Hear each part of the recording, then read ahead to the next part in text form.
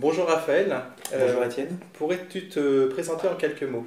Oui, alors je m'appelle Raphaël, j'ai 35 ans, Mhm. j'habite à Angers, je suis enseignant, également préparateur mental, Mhm.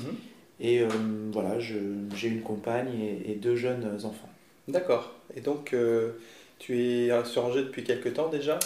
On est dans le Maine-et-Loire depuis 2009. D'accord. Et tu es également investisseur Oui, c'est ça. Oui, oui, immobilier. investisseur immobilier. Alors j'ai commencé à l'époque où on était encore enfin, dans la région lyonnaise.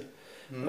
C'est-à-dire maintenant il y a une dizaine d'années, donc j'avais 25 ans, on avait acheté un premier appartement en investissement locatif en fait D'accord. avec ma compagne avant de partir travailler dans une autre académie. D'accord. Alors Raphaël, tu es un des tout premiers investisseurs à avoir suivi la formation immobilier au rendement. En quoi cette formation t'a permis de réaliser tes objectifs? Bah, je trouve que la formation en fait m'a permis d'avoir déjà plus de connaissances Mhm. sur l'immobilier au rendement. Euh, alors notamment aussi des choses, tu vois, sur des exemples concrets que tu peux donner dans la formation. J'ai envie de dire que voilà, ça nous apporte des connaissances supplémentaires, ça nous rassure d'une Mhm. certaine façon. C'est-à-dire qu'on voit que ça existe, que c'est possible, qu'on a des professionnels comme toi qui peuvent aussi nous encadrer, nous accompagner tout au long de la formation Mhm. et dans les différentes étapes jusqu'à, j'ai envie de dire, jusqu'à l'achat et au passage à l'acte, quoi. D'accord. Et pour toi, quels sont les principaux avantages à investir dans des immeubles de rapport plutôt que dans des appartements? Bah, il me semble, comme tu l'expliques aussi très bien, je suis d'accord, c'est qu'à la fois tu gagnes du temps, d'une Mhm. certaine façon, quand c'est possible. Si tu acceptes d'aller sur le type de produit, donc d'immobilier à haut rendement, de t'éloigner un petit peu des centres-villes, tu peux avoir pour le prix, on va dire, d'un appartement, des fois tu peux en avoir euh, Deux ou 2, trois. 3, Mhm. voilà, 2, 3, 4, peu importe, selon le projet, avec forcément des loyers en face plus conséquents qu'un seul appartement en centre-ville d'Angers, par exemple.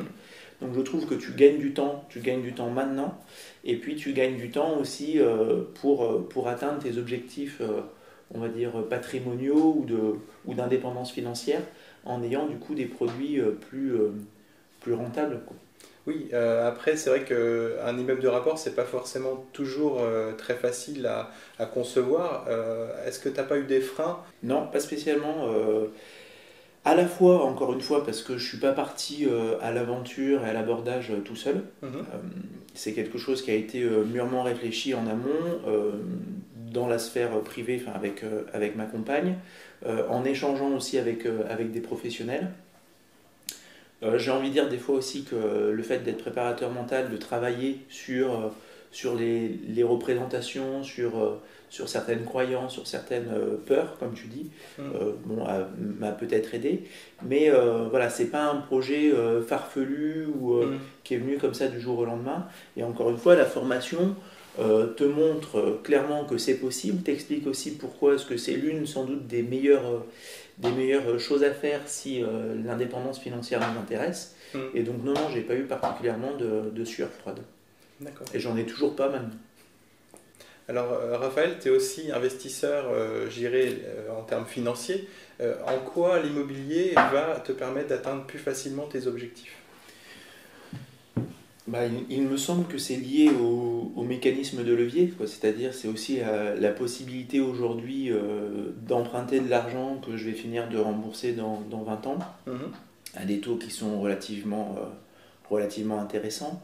Euh, c'est aussi de partir sur des projets qui, dès le début, permettent d'avoir une trésorerie positive à la fin du mois.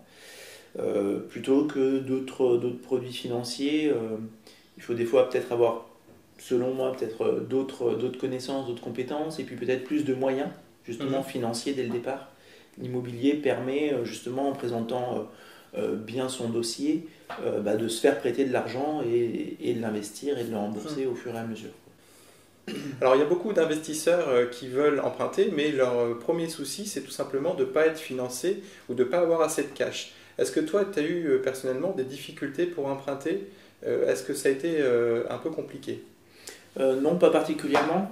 J'ai envie de dire qu'en amont, c'est toujours pareil, il a fallu bien ficeler le projet, montrer à la banque qu'on savait ce qu'on voulait, qu'on savait ce qu'on allait faire, que c'était un produit rentable.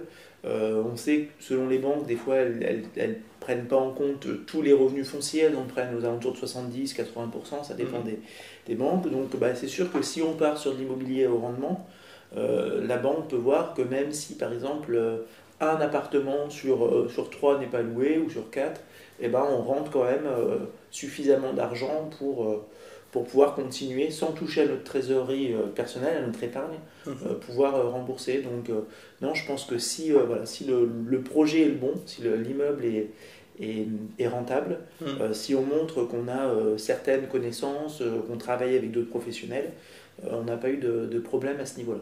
Parce que quelque part, tu as été actif, tu as été voir les banques, tu as été chercher des projets, donc quelque part, tu as mis en œuvre tout pour pouvoir avoir un bon dossier, quoi. Bien sûr, oui, et puis on essayait aussi de montrer, alors à notre niveau, mais en effet, oui, d'être actif et essayer de montrer aux banquiers qu'on s'y intéressait, qu'on connaissait les choses, qu'on s'était documenté, et encore une fois, on partait pas, ça nous était pas tombé comme ça du ciel. On fera la fin, voilà, mais ça nous est pas venu comme ça du jour au lendemain, quoi, cette idée. En quoi le fait de passer sur des immeubles de rendement a changé ta philosophie d'investissement par rapport à tes projets futurs? Alors, je ne sais pas si ça a beaucoup changé ma philosophie. Je pense par contre que ça a changé, j'ai envie de dire, la grandeur des projets qu'on voudrait mettre en place. C'est-à-dire qu'au début, tu te dis, bon, je pourrais faire un appartement. On était en centre-ville, exactement en fait de Villeurbanne, donc qui touche Lyon, sur un projet assez peu rentable, aux alentours de 5%. Donc on se dit, bon, ça pourra toujours nous servir dans quelques temps, peut-être pour les études des enfants, pour les aléas de la vie. Le fait de se rendre compte qu'il était possible de faire un immeuble de rapport, de prendre conscience que pour le prix d'un appartement à Villeurbanne, on pouvait avoir 3 appartements en périphérie d'Angers et avec donc des loyers plus conséquents, te fait prendre conscience que tu pourrais très bien le faire une deuxième fois, et puis pourquoi pas un jour une troisième fois. Et donc voilà, c'est plus sur la grandeur de ce qui devient du coup possible. D'accord, dans la taille du projet, finalement, le fait qu'on ait des revenus plus importants aussi. Voilà, et du coup des répercussions sur la qualité de vie, peut-être sur nos retraites, peut-être sur une indépendance financière. D'accord. Et quels conseils tu pourrais donner aux lecteurs d'indépendance financière pour justement mettre en place cette stratégie? De se former, de façon formelle ou informelle, d'aller sur ton site, d'aller sur d'autres sites, de se rendre compte un peu de ce qui se fait. Et puis j'ai envie de dire de passer à l'acte, quoi. C'est-à-dire comme tu le dis des fois, ou comme on peut le dire des fois, de sortir un peu du canapé ou du fauteuil, et puis d'aller voir, de se renseigner sur place et de passer à l'acte. D'être actif, d'aller visiter des immeubles, de se poser des questions, les bonnes, et surtout d'agir, quoi. Oui, exactement. Et puis j'ai des fois l'impression que certaines personnes qui n'agissent pas ont l'impression que ceux qui agissent ont de la chance, ou sont tombés sur la bonne affaire, sur la bonne opportunité, ou que ça c'était possible il y a 2 ans mais que maintenant on ne trouve plus les mêmes choses. Oui. Je pense qu'il faut aussi évoluer. Alors encore une fois, on en parle des fois, mais sur des problématiques plus mentales, mais se mettre en avant, quoi, se mettre en route, et puis être actif. D'accord. Écoute, merci Raphaël pour ton témoignage, et puis à très vite. Au revoir. Au revoir.